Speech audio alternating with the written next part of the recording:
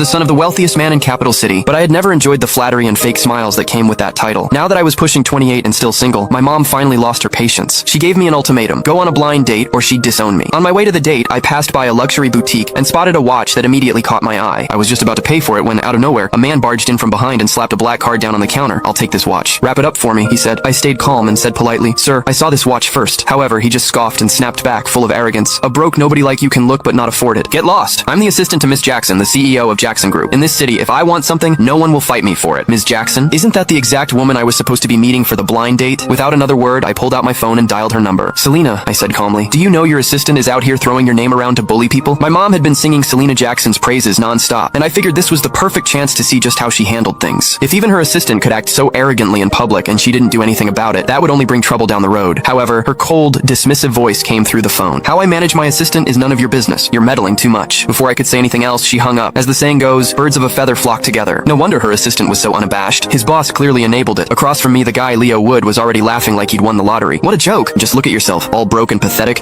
and you actually think you can cozy up to our CEO, Ms. Jackson?" I usually kept a low profile. I dressed simply, but that didn't mean I would just let someone walk all over me. "Judging people by appearances is the dumbest thing you could do," I said calmly. "I'd suggest you watch your mouth or you're going to regret it." However, I wasn't about to waste any more words on a clown like him. I reached into my bag, pulled out a card, and handed it to the sales associate for her to ring up the watch for me. The associate looked at my card, then at Leo, clearly hesitant. She froze, not knowing what to do. Leo just laughed louder. "You low-life piece of trash? Are you still trying to act like you're somebody? This entire mall belongs to the Jacksons. If I don't give the word, you can't even buy a single screw in here." Then with a smug grin, he yanked the card from my hand and flung it toward the entrance. "Waving around some cheap-ass card thinking you're hot shit? I'm not falling for it. Get lost." In all my life, no one had ever dared to humiliate me like that. Leo had seriously crossed a line. Without another word, I grabbed his arm in one swift motion and dragged him to the front of the store. My voice dropped cold as ice as I ordered, "Pick up my card." The salesgirls in the store stared in shock. Oh my god, did he really just say that to Mr. Wood? Is he crazy? Mr. Wood is Ms. Jackson's right-hand man. Offending him is the same as offending her. One of the employees tried to talk me down. "Sir, it's just a watch. It's not worth angering the Jackson Group over this. Please just let him go." "Yeah, you should apologize to Mr. Wood while you still can. Beg for forgiveness. It might not be too late." Leo, clearly feeding off the attention, yanked his arm away and shouted, "Get down on your knees right now, and maybe I'll consider letting this slide. Otherwise, I hope you're ready to lose everything now. I've seen everything." After years of seeing Mom threaten people, now it was my turn to be threatened. A cold smirk tugged at the corner of my lips as I turned to Leo, a dog hiding behind someone else's power. Even Selena wouldn't dare say something as crazy as that. "And you, who the hell do you think you are? Who are you calling a dog?" he snapped. I looked around. "You hear anyone else barking around here? You bastard." Furious, Leo clenched his fist and threw a punch at me. I stepped back effortlessly, dodging him completely. He missed and slammed face first onto the floor. "Wow, Leo, you really committed to the role," I said. "I call you a dog and you roll on the ground so spectacularly. I appreciate the performance." He scrambled up from the ground, pointing at me as he cursed. "You bastard! Just you wait," I warned him. "If you don't clean up that filthy mouth of yours, I'll do it for you." My mom had me trained with martial arts masters for self-defense since I was a kid. Guys like Leo, I could take on 3 of him without